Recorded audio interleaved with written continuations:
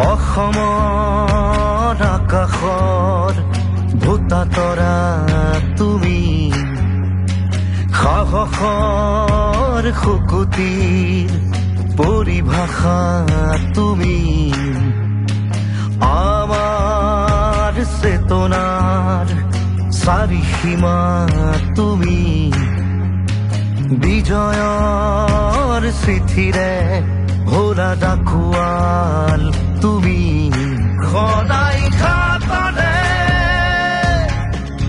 প্ৰতি আঘাতত